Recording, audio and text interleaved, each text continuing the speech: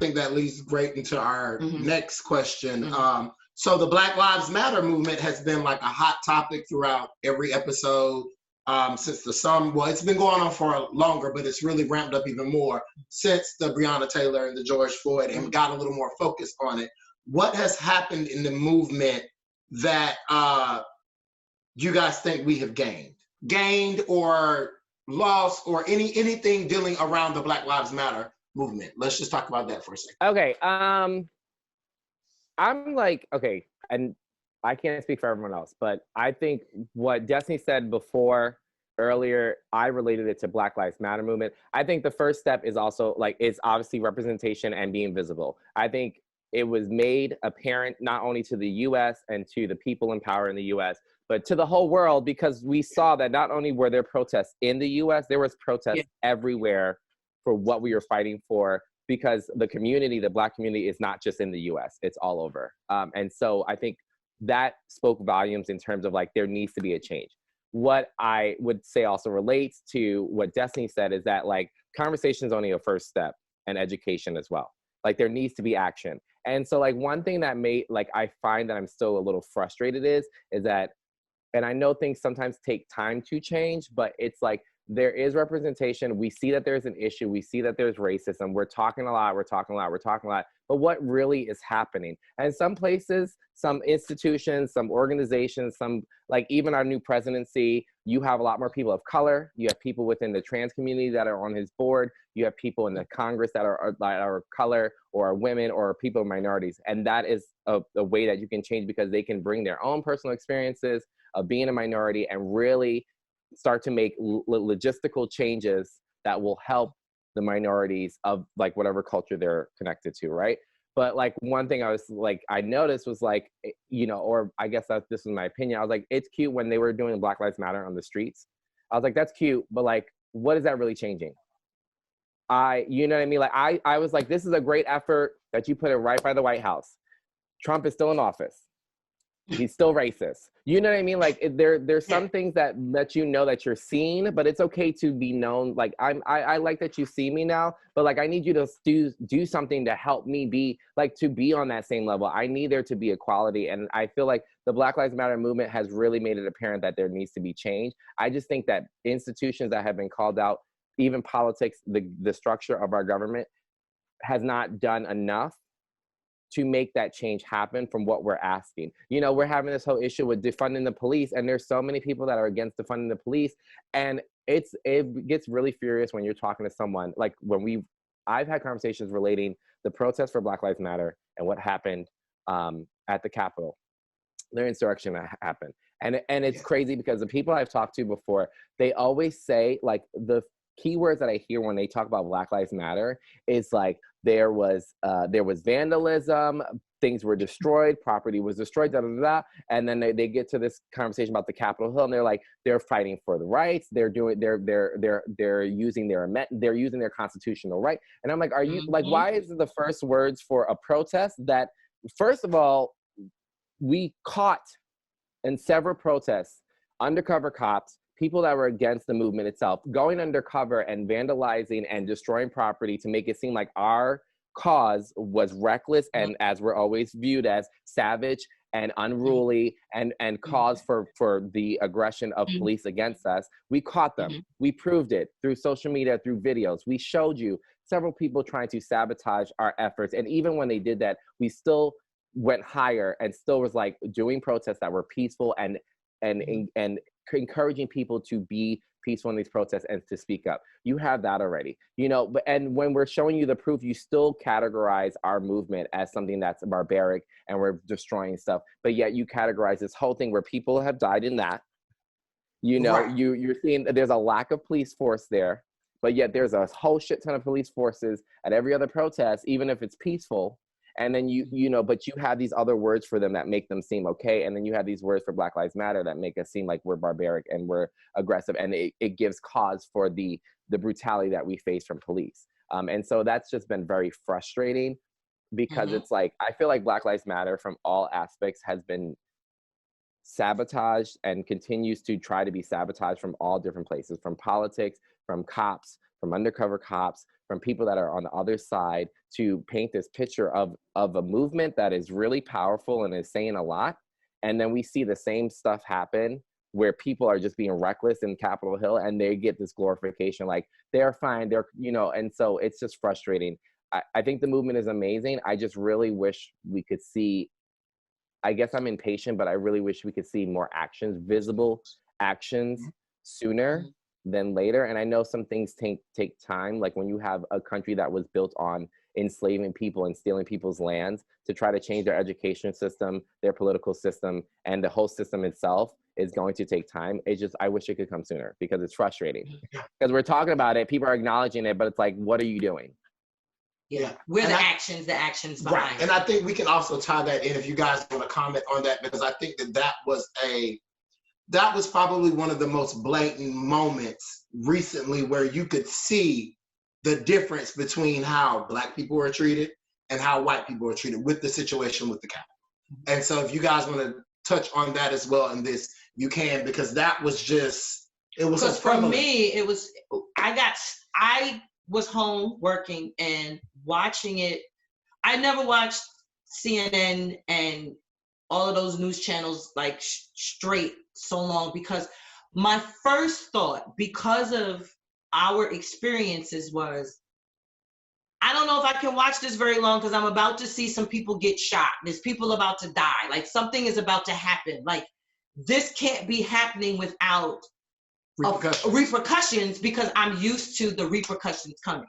So the longer I watched and longer I didn't see those repercussions, and I kept saying to myself, okay, maybe it's coming now. You know, I felt like that little kid going, okay, now. Okay, wait. Now? Okay, wait. Now. Like, that was my thought the whole time. Like, I was just, okay, 6 o'clock curfew, here it comes. And I almost felt like I was waiting for the movie, like, you know, when we're waiting for that to happen in the movie, like, okay, it's about to be on 6 o'clock. They about to go. Oh, they walked away? Like, that's how I felt. And I know, and all I saw across my social media from every Black person I knew was like, really? They was Black. And I didn't even get to get the question out. We all knew, and just as Quinn said, when she saw, you know, her colleague across the room, and all they did was hug. It was like, you knew, and all I had to do was do this face and go, really? And I think that was the shot heard around the world. Like, all of us were, you gonna tell me that they doing this, and that's all that's happening, and they actually let them walk away? Peacefully escorted them out? Okay, yeah, they threw a couple flashbangs and a couple little smoke things. But all I kept seeing, and I guess, and it shook me to my core, was, if those were my people, I'd be watching carnage, period. If those were my people, they would be blood dripping down steps and every, like, it hurt me for two reasons. One, that was happening. And then two, personally speaking, knowing Black Capitol Police people in that building on the other side, knowing that they are embedded within a white supremacist organization, that the higher ups had some, you know, were not really going to have their back if there was going to be an issue. So I felt I was on both sides when we talk about defund the police and this, that, and the third, knowing that I have family members in blue who are Black. That's what you'll see first when they run up in there. And so that was just it was a whole mix of crazy emotions that day. It took me out. I couldn't even work. Izzy, what was your feelings? I wasn't surprised. I wasn't gagged at all. It's kind of, that's just how I want to say America works. Just to tie it back into cheerleading, everyone's favorite movie, Bring It On. When they go to see the Black cheerleaders, they're like, ooh, okay, they're doing a little bit too much. And then the next scene, they doing the same thing and it's celebrated. That's just how it is. White people do the same thing Black people do, and it's celebrated or it's not treated the same. And even with our films, you have Goodfellas, and then you have a movie like Boys in the Hood. People look at that, oh, that's just about thugs and gangsters. So is Goodfellas. And Boys in the Hood is a very good film. So is Goodfellas, but they're not seen on the same level because of the race. And so when I saw all of these people doing what they did at the Capitol, I wasn't surprised that they opened the gates for them. They slowly backed out while they walked out. I'm not surprised. White people get away with doing the bare minimum and get celebrated. So why would they not get away with, storming the Capitol? I get it. And I don't know if I would say that I was surprised. I think it was more of a blatant hurt, because this wasn't like George Floyd. This wasn't a Black person with one cell phone, taking a video, and then everybody like, oh, well, we didn't see what happened before. Oh, we didn't see what led up to it. This was national. Everybody at the same time. CNN, MSNBC, Fox News, and NBC, everybody is watching the same exact thing at the same exact time, and yet they can still figure out a way that it's, I think it was just more of a hurtful thing. Of course, I didn't want anybody to die, or be killed, but it was like, where the handcuffs? Where the hell? It was more of an anger. I guess I was angry. Actually, I ain't gonna lie. I was angry. Did nobody get popped? I was angry. Nobody got popped. I was angry. Nobody got thrown down the steps except police officers. I was angry, and still angry to this day as I watch it. But because of who we are, I guess I have to figure out how not to always be the angry Black woman. But I am. I am innate. And I think for 2 days after that, I was just, it was in my, as people say, it was in my crawl. I just couldn't get out. I still can't get it out, in a way, because as Zach said, I need to see something. I need to see something happen. I need to see, yes. 2 weeks later, I was joyful watching the inauguration. I actually watched the whole thing for the very first time in my entire life. Even Obama's, I didn't watch the whole thing. I ain't gonna lie. I'm not gonna lie. I only got up there, watched him swear in, and I turned it off because everything else wasn't as exciting. But for some reason, this was different, and I had to watch it. And watching, I think watching my Black queens that day helped me get over it a little bit. Not over it, but helped me, watching Kamala, watching. Still the queen. Seeing Michelle in purple. Walk out. Like it just helped me say, you know what? We're still here. People may say, oh, that's just, they just, that was fashion. It doesn't matter. They are pillars in my community, and they showed off and they showed out.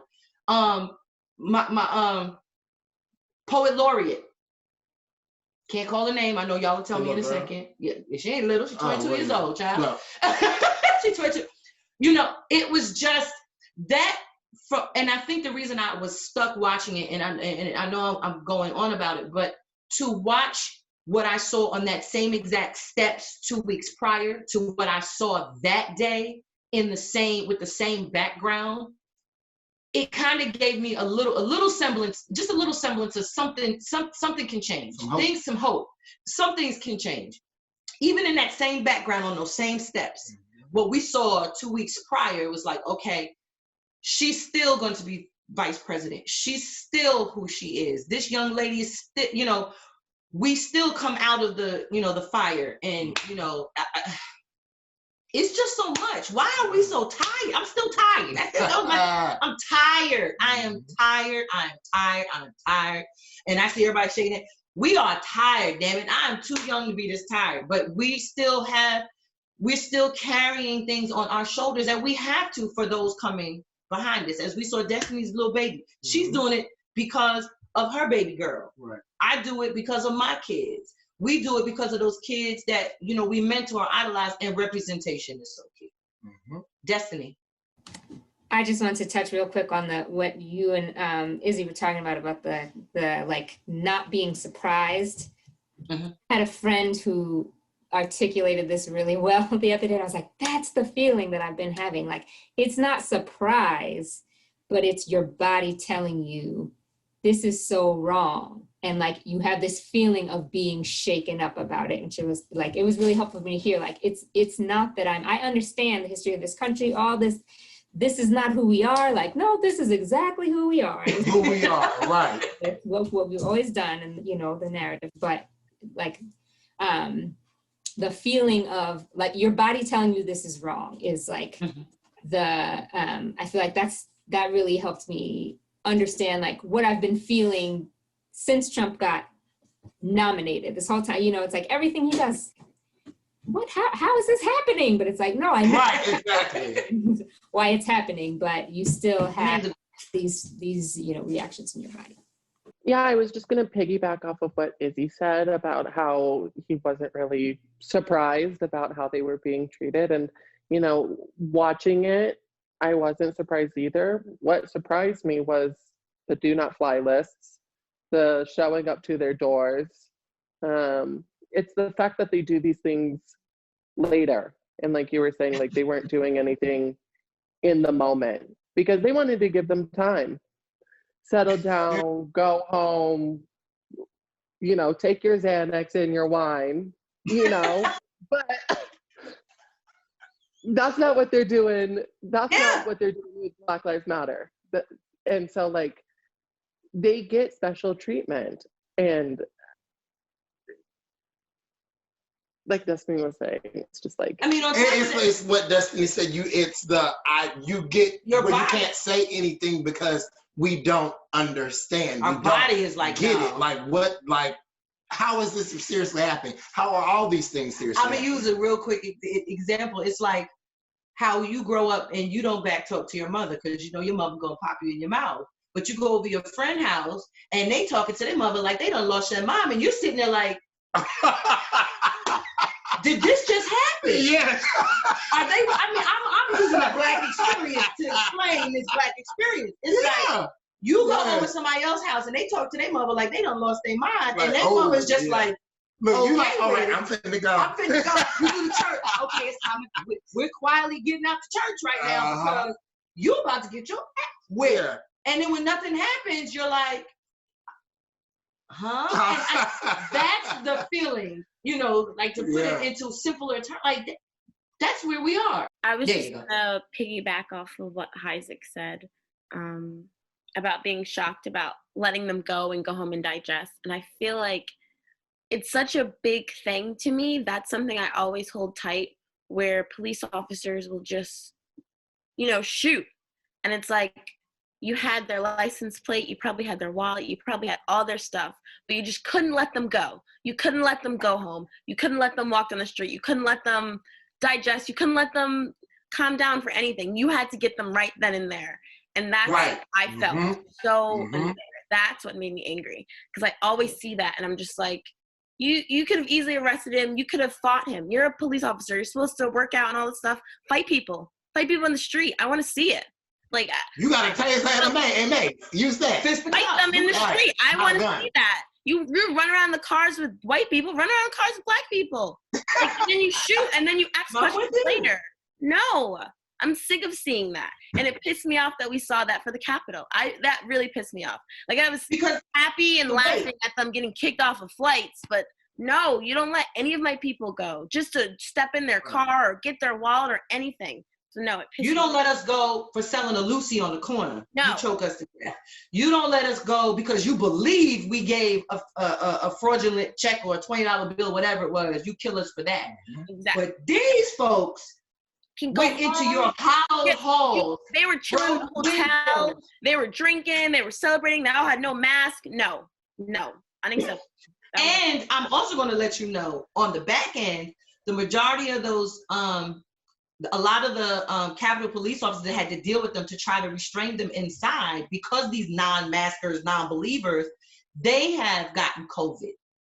The actual police officers, and I know for a fact, 2 of my family members have COVID because they would not put on masks and they wouldn't do what they were supposed to do because it was their right. So now you have not, you not only broken in, you tried to kill people, now you're trying to kill them because you're not following the science. Like, it's ridiculous. It's a lot. It's a lot.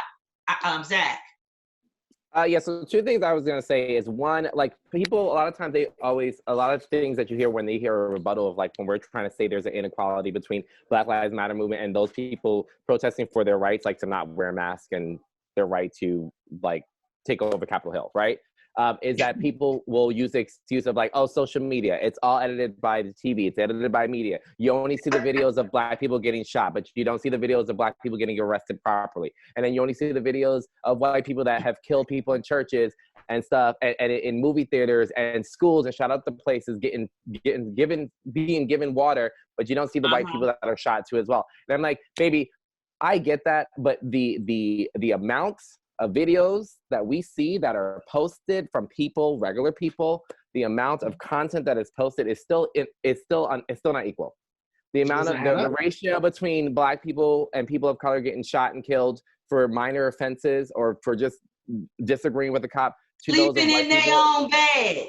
To those of white people is still not equal. And if you want to make it statistic, you can still make it. And even when you make it statistic, people are like, well, white people are killed more by cops. I'm like, yeah, because majority of the population of the US is made by white people. So their statistics would be higher anyway if you go off of population. But the thing for me also is like, when this insurrection happened, how many memes did we see on social media about Black people at home looking at this insurrection like this?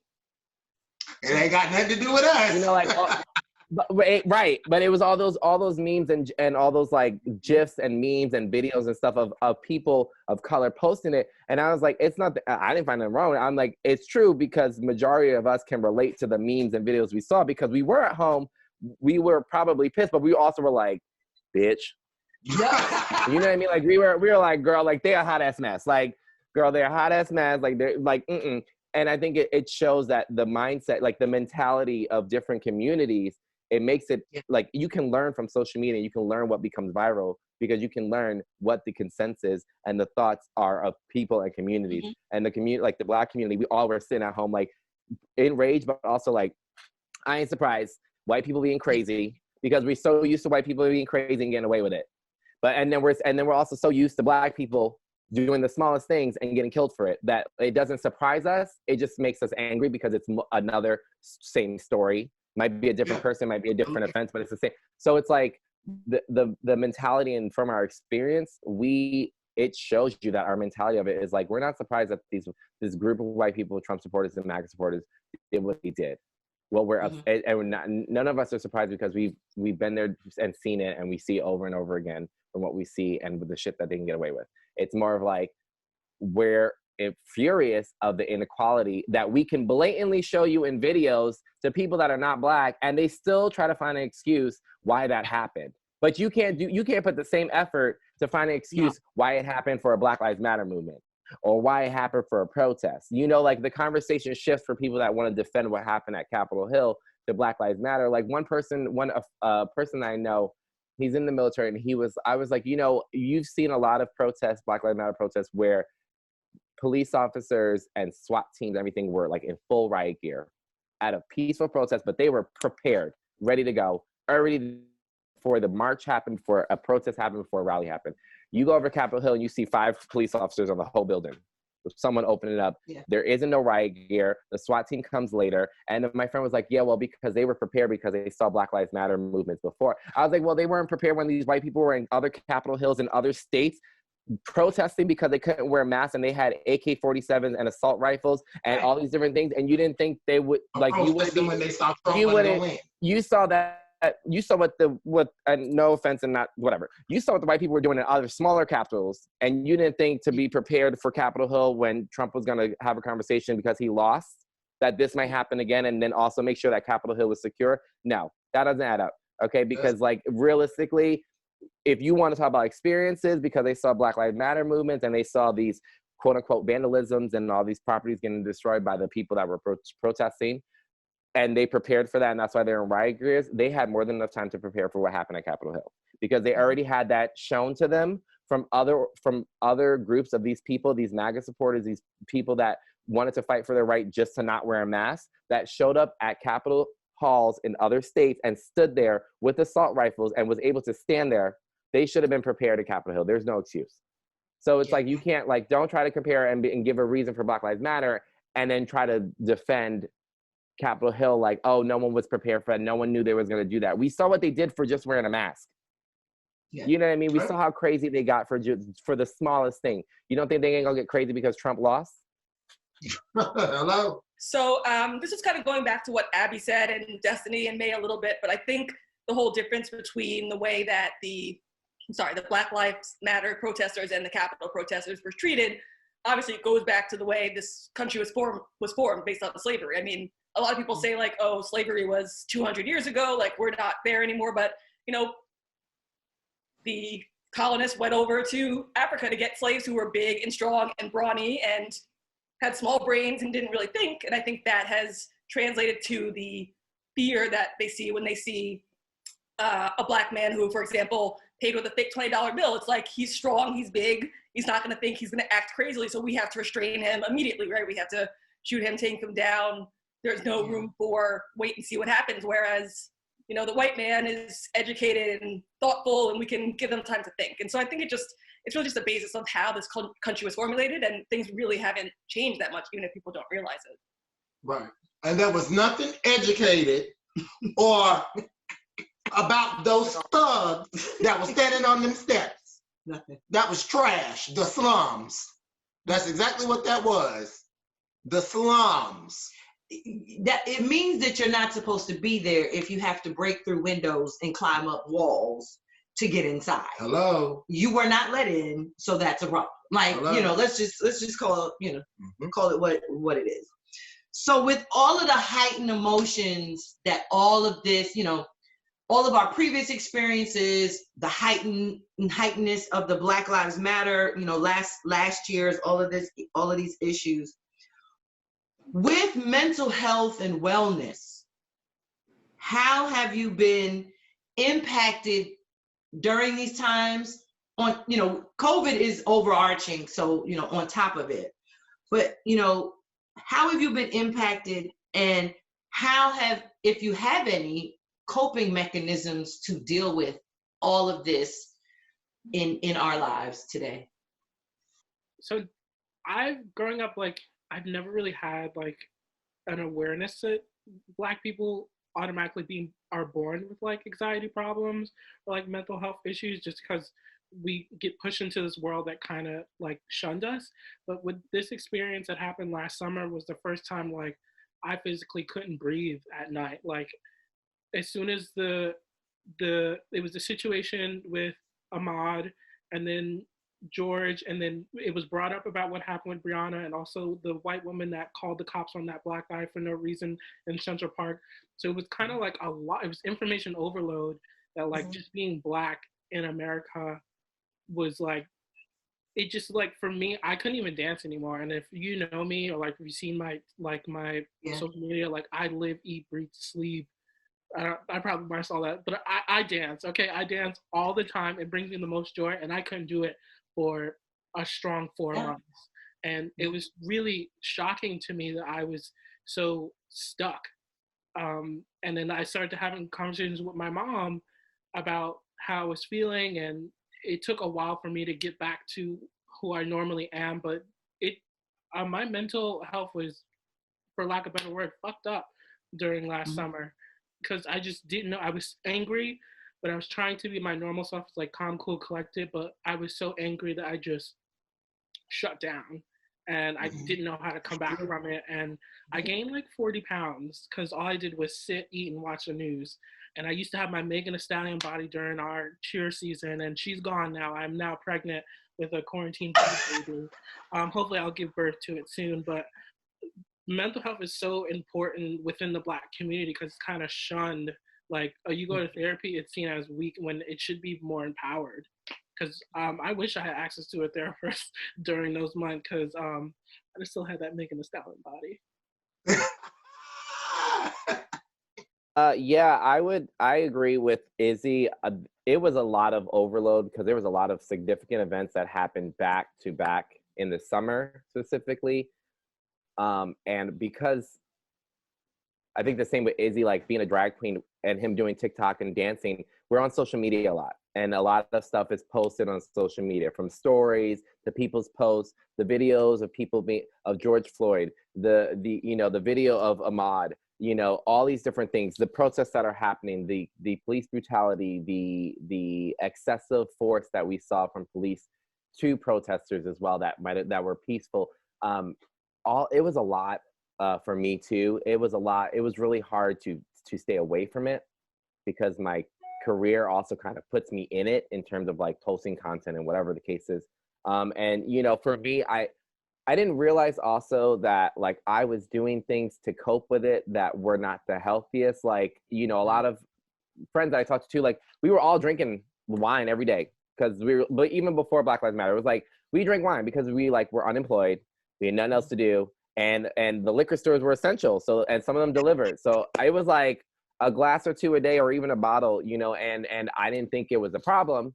But then I started to see that like when I used to drink before, and I'll be very transparent also, like even drug usage from either smoking weed or like doing other drugs too, like I would do them or I would drink, and it was like when I was under the influence, especially alcohol, there was always a negative emotion, as opposed to like if I went out with my friends and we were drinking, I was drunk because we're celebrating someone's birthday. You may be buzzed, but you're like your mentality is you're like, girl, I'm like that. I am messed up, but you're like it's because it's something of joy.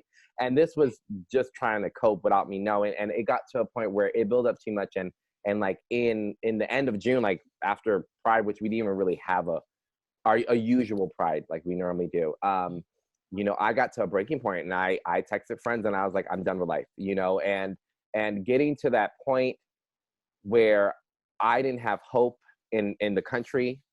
I didn't have hope that we were going to get better because I was like, I love the Black Lives Matter movement is happening, but I don't see no change. And even when I'm seeing beautiful protests happening, I'm still seeing the same amount of videos of police beating them down. People are still getting shot and killed while white people are still being able to walk away, and I'm someone that really hates unfairness. It irks me. Like I can't let something go if I feel like something's unfair. And that feeling stuck with me the whole, like every day. For me, trying to harm myself and being unsuccessful, which was great. And I'm thankful and blessed that I didn't succeed in what I had planned. That was a wake up call. And a lot of people think that having a therapist means you're crazy. But I have a therapist now, and it's like such a blessing, and I took a month off from drag. I was like, I went to see my mom in California, and I stayed over there. I didn't bring a lace front. I didn't bring a wig. I didn't bring a shake and go from Harlem. I didn't bring anything because I was like, why? Because if I go over to Cali and stay with my mom, I'm going to want to work. And right now what I need to do is take care of Zachary, and my drag needs to wait, because if I don't take care of Zachary, I need an income to be good. And I took a whole month off. I got myself a therapist. I even spoke about like medications, like anti-anxiety medications. Like I was like, I'm open to do whatever to be a better individual, and now I'm in such a better place. I recognize triggers when they happen. I take an hour or two away from social media, because sometimes, like Capitol Hill, when that happened, I think I watched the news for like an hour, and I was like, okay, I know I want to stay informed, but I know if I stay here and sit and watch this, I'm just going to go down that mindset, and it's not going to be healthy. So I took time off, and I was like, let's go play video games. Something different, but like I need to do that for myself, because I need it for my sanity. And now I try to incorporate in my drag, like whenever I perform at shows, just how important mental health awareness is. It is okay to not be okay. It is okay to get a therapist. They will really help you. They will help you identify problems, identify issues, and also give you the tools to be a better person to handle those issues. And I feel so much better now than I did in July, because I felt completely hopeless, which I know a lot of us could agree or had moments of that too, dealing with not only the pandemic, but inequalities, and also like worrying about work and employment for some of us that were unemployed, and having ways to still pay our bills. All those stress factors in one was like a lot. So, I mean, I'm in a better place now, and those are like my coping mechanisms. Get me a therapist. I love my therapist. Her name is Hillary. She got 2 dogs. We talk on Zoom every Tuesday. She is here for it, honey. I love her. So get y'all a therapist, honey. Get y'all for those that are watching this recording, get you a therapist, baby. Get you a therapist. I I agree that it was just very intense around those moments. So I stuck to my family really close. And I started to paint. Like, as weird as that sounds, I started to try to be creative in a different way.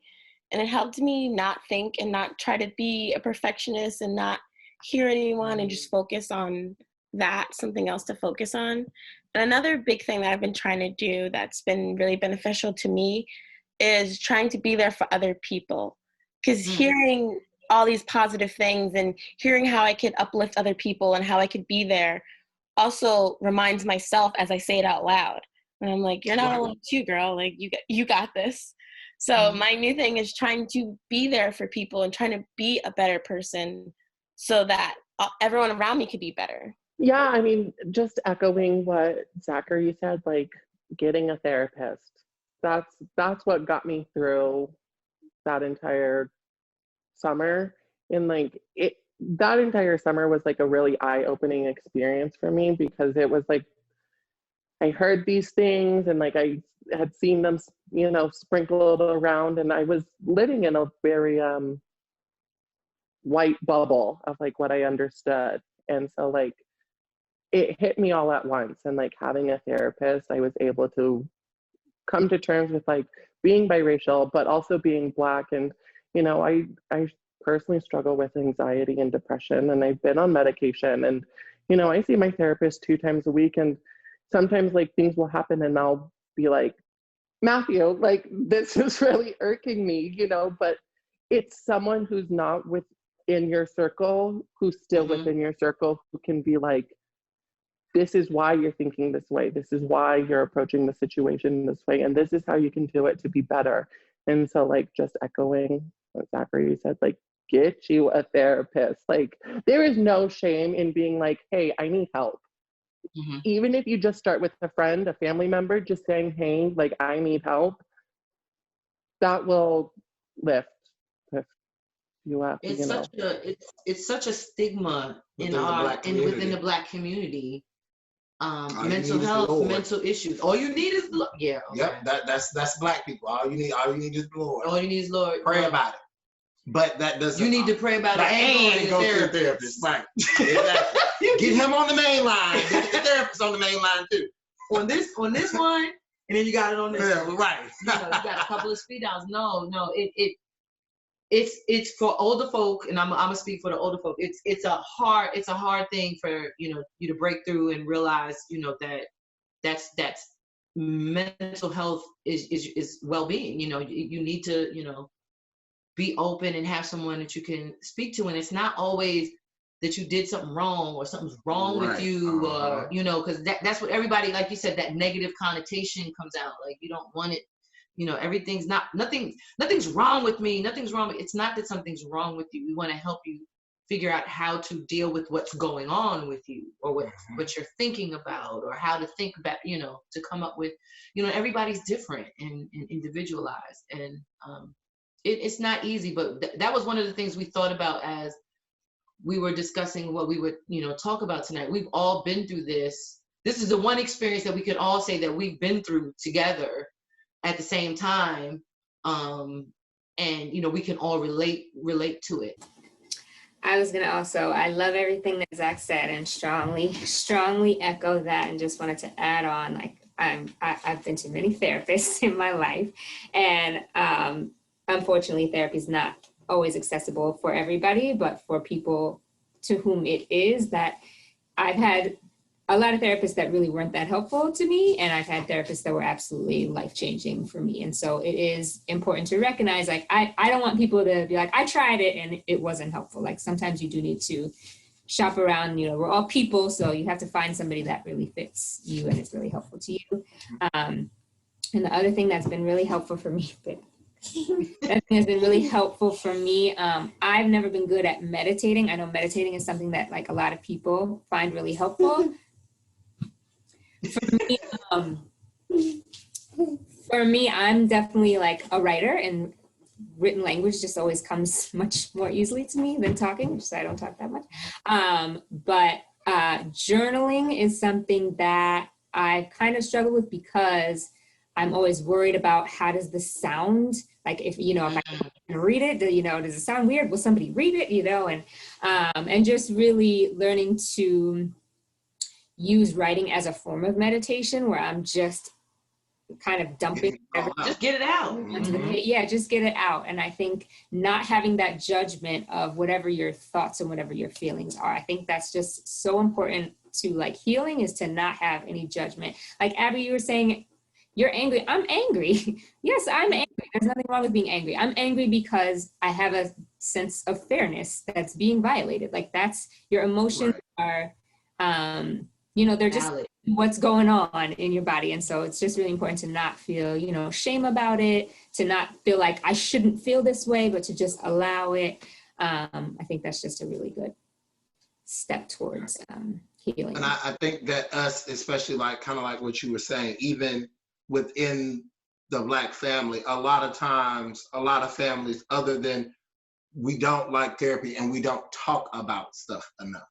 A lot of times in the Black family, everything is sometimes swept under the rug. We don't want to discuss it. We don't want to talk about it. Everything that should be talked about is not always talked about. A lot of things are kept secret. A lot of things that have gone on or that your family's dealt with that you don't find out till you grown. But these are things that should have been talked about way before now, which is something that we as the Black community have to get a lot better about.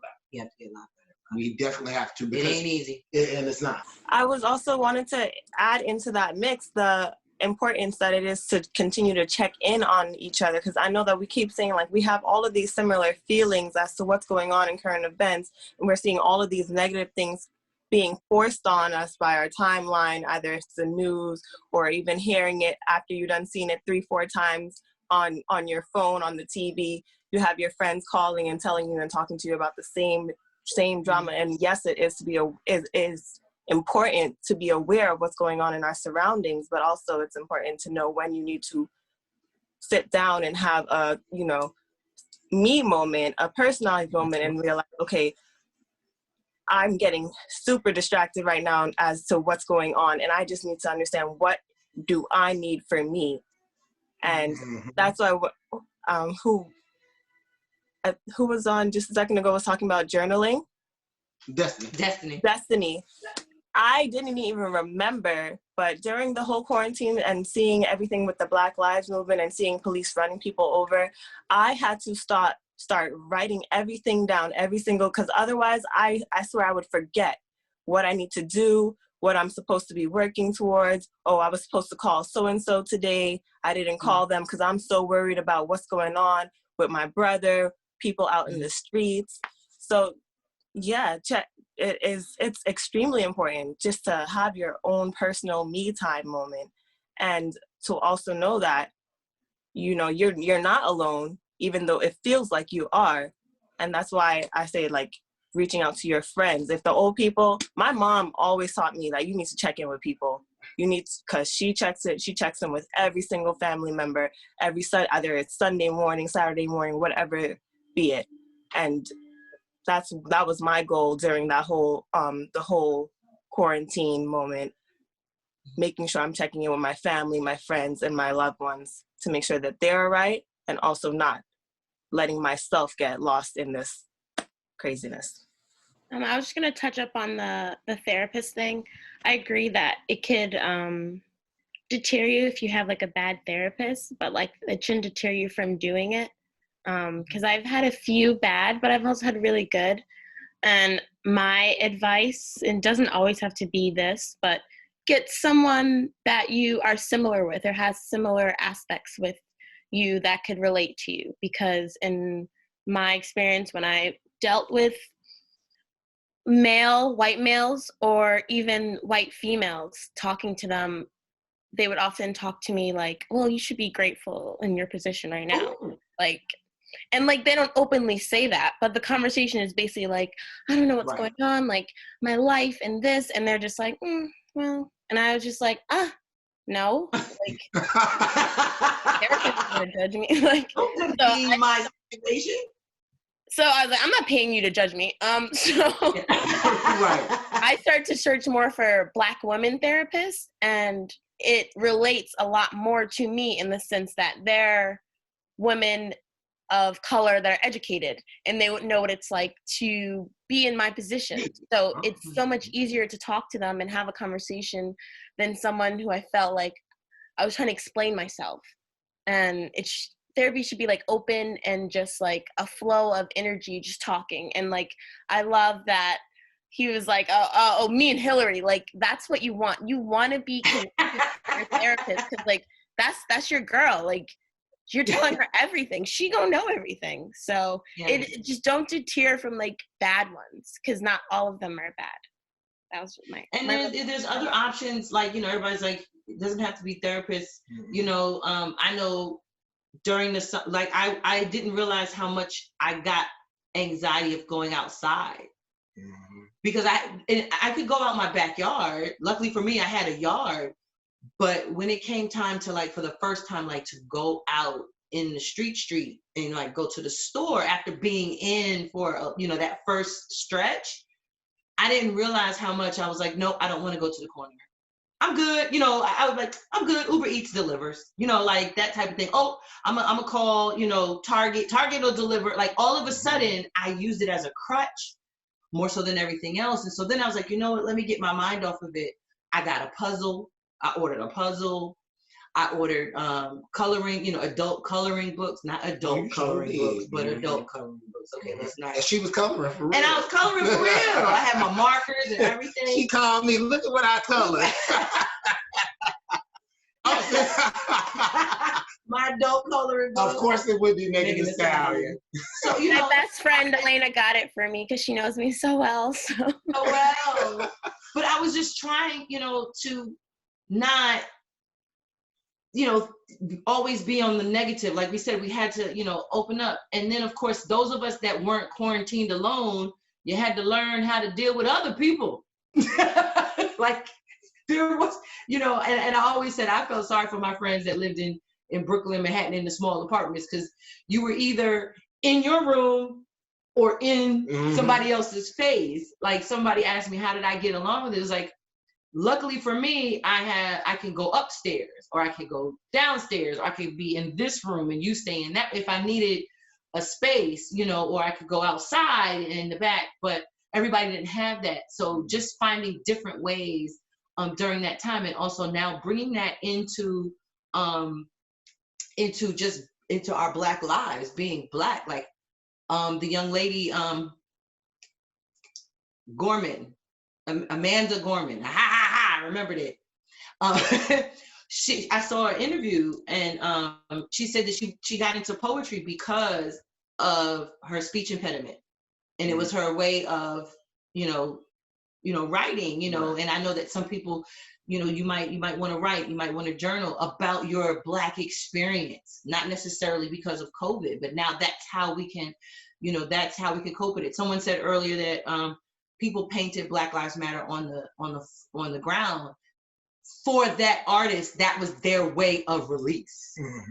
You know, yes, you know, we have other action steps that we have to do, but for different people there's a way that, you know, they can release. I don't necessarily know laws and things, you know, and I can't go up and say, you know, this is the law book and we need to change this. However, I know that in my little part of the world, I can do this action, you know, and so that's, I think, all encompassing. That's, we can put it into our music, which some of our artists, you know, some of the Black artists did.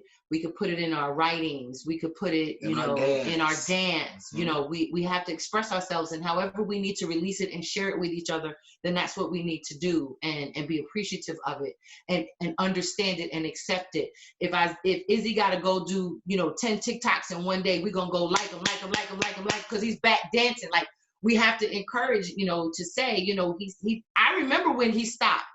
Because I looked at him, I was like, yo, Matthew, is he okay? Is he okay? And to be honest, you may not know it, but I said to him, I said, is he okay? I have not seen him. I have not seen him do this. And I know this is something that keeps him going. Same thing with Zach. I remember when you wrote, I'm going offline for a month. Is he okay? Are you okay? Is, you know, what's going on? Everybody might not be as blatant, but I agree with Bree when she says, you know, just to check in. You know, we always were concerned about Quinn all the time. Because we knew Quinn was on the front line, still on the front line. And, you know, it was like, you know, is Quinn okay? We would always say, someone check in on Quinn. Go make sure Quinn is okay, because we are our network. We are a family, and that is what we do. But we have to continue to do it. We like people always say, when someone passes away in your family, everybody's at your house. Mm-hmm. You got people at your house, which is where the food come from, because you know everybody gonna be at your house. Everybody got to bring food because people are going to be at your house for those 2 weeks. Unfortunately, for a Black family, for the 2 weeks prior to the time that you actually have the service. Let's just be real. And you know, you're going to have family in and out, friends in and out, but then the day after that person is put into the ground, it's gone. Everybody's gone.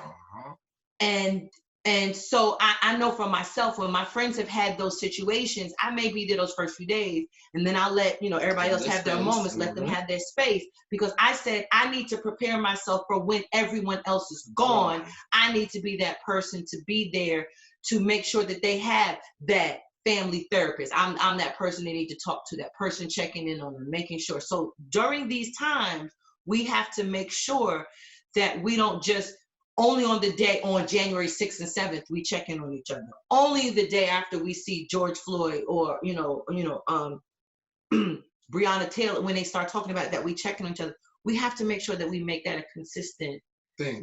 Thing. I'm not saying that everybody is, every day I'm talking to you, but we have to bear in mind that we're all going through something, and we're still going through it, because we haven't come out on the other side of this COVID thing. People are still out of work.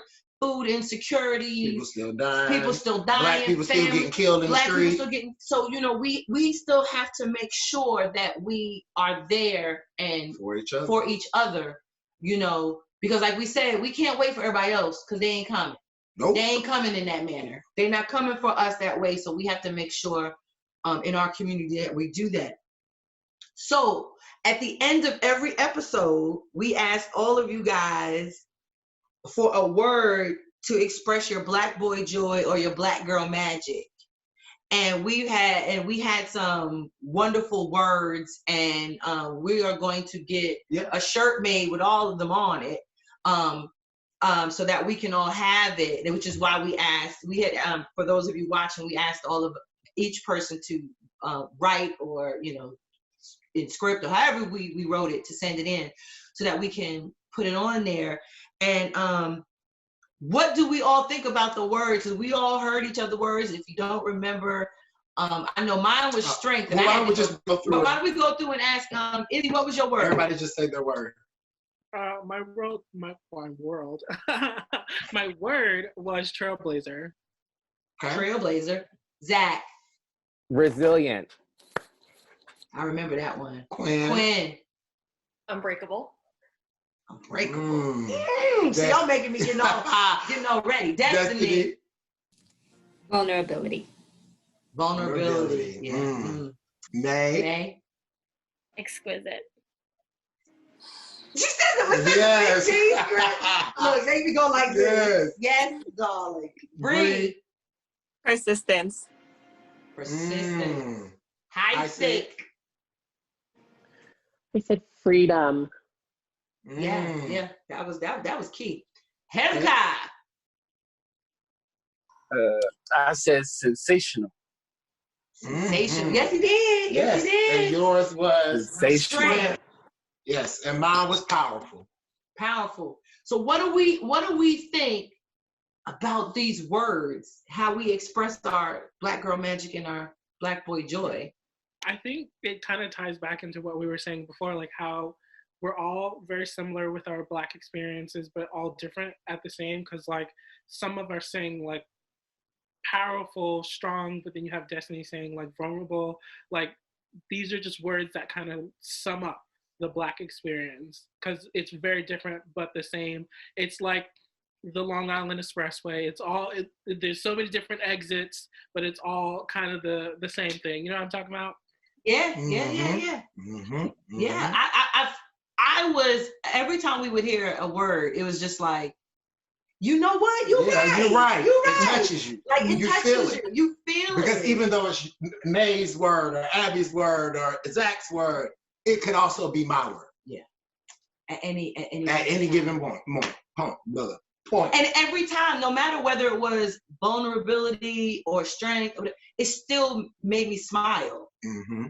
Because we are, and like I said at the beginning, we are deeper than just the color of our skin or what we look like. We have, you know, we're tangible. You know, we have the intangibles and the tangible, and it's just a mix.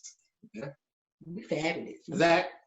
I would say I think, like, just looking at all the words, I think it is a reflection of our community, of the history of our community.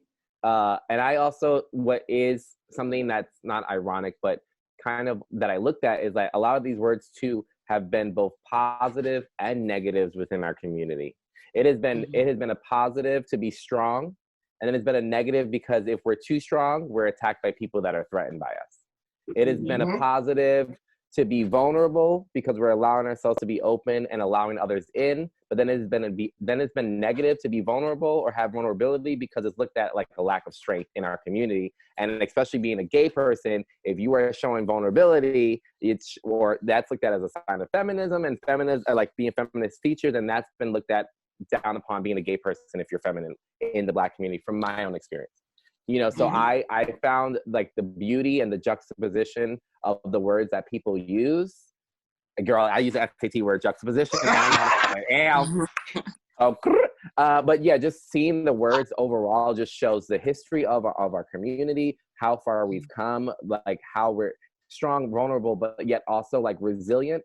It's great, but also just acknowledging the fact that some of these words and characteristics that we've used for our community has been pros and cons for our community, whether it be internal or external in terms of other forces looking at us. I think my favorite thing was that everyone had a different word. Like, every single person had a different word that expressed their Black boy joy and Black girl magic, and just being able to like see and hear everyone's like different word and how they reacted to it. It was just like you guys said, it was always like, oh wow, that's a good word. That's a really good word. I can relate to that word too. Why didn't I think of that word? But it was so exciting just to see everyone. And like, I was behind the scenes most of the time watching everyone and just getting to like see it, you know, firsthand, that like everyone is saying a different word. That was like exciting to me, that like people do. But we all relate. I loved that. I think it's also great because it shows that there's different facets of us, and like you said, different dimensions. You can't just put us in a box, and like the stereotypes could never be true, because out of all these different words, we're everything. Like, we are everything. The word for us is everything. Period. Right. Period. It's like there's no one experience. Like, yeah, there is no. It's all of our experience, and we're all everything. Put us in that box. Yeah. All something different. You know what? I love my Black people. Yes, we do. Can y'all put that in the back of the shirt? Like something like whatever May said, something about we're everything, or because girl, y'all preaching up in here, honey. It's just so I'm lost. We're at a loss for words, because this whole Cheer New York, My Black Experience, webcast, podcast, Instagram, whatever we called it, was just eye-opening to both of us. We weren't expecting it we didn't know what to expect, and we just went week to week, and it just kept getting better and better. And you guys are the best. You guys are the bomb. Old school. Yeah, I'm sorry, old school. You guys are the bomb. Bomb diggity. Bomb diggity. Period. And I'm just people who are outside of Cheer New York who watched it were like, how come I wasn't invited? Because you're not in the Cheer New York family right now. We didn't open it up to everybody else. But I'm just saying, it has been a pleasure. It has been eye-opening, a blessing. We want to thank Heisek and Deshauna for their idea, their vision, and inviting us and allowing us to be a part of it. You all to be a part of it. And thank you to Cheer New York for allowing us to have this platform to be able to express ourselves and talk about things that aren't always comfortable for everyone to hear or talk about. And I'm glad that, and this allows our teammates and our friends and family to also have continued discussions and conversations beyond these, small snippets of, what we can really do. And we can't wait till we can get back and hug on each other and cheer with each other and parade and everything. Yes. Yep. And so also make sure you follow, like, share Cheer New York, Instagram, Facebook, YouTube, our website. Find us, love us. Be looking out for trial information when we are able to come back around each other. You'll see, come and meet some of these beautiful and wonderful people. And I believe that makes us a wrap for season 1. So thank you for joining us for Cheer New York, my Black experience.